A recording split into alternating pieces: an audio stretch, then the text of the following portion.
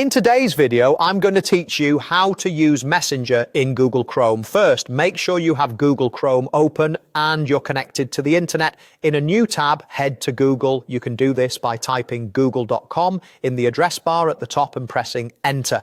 The address bar in Chrome doubles as a search box, so don't worry if you prefer to simply search from there.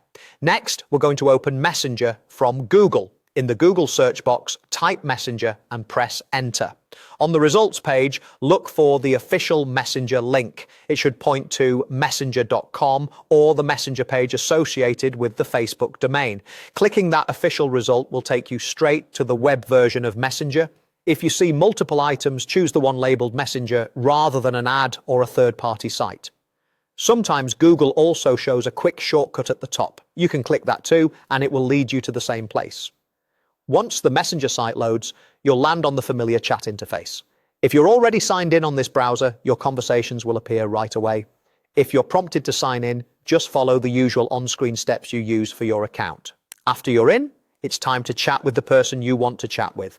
Use the search bar within Messenger to find their name, or scroll through the chat list on the left and select their conversation.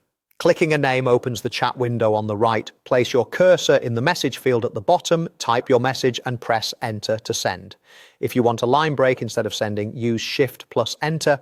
You can also attach files, drop in emojis or GIFs, and use the camera icon for photos if you like. A couple of helpful tips to make this smoother in Chrome. If the browser asks about notifications, you can allow them to receive message alerts on your desktop. Choose what works best for you. To keep Messenger handy, right-click the tab and pin it so it stays visible. And if you switch between accounts, consider using separate Chrome profiles to keep each session organized. That's it. You went to Google, opened Messenger from the search results, and started a conversation in your browser. Thanks for watching and enjoy chatting.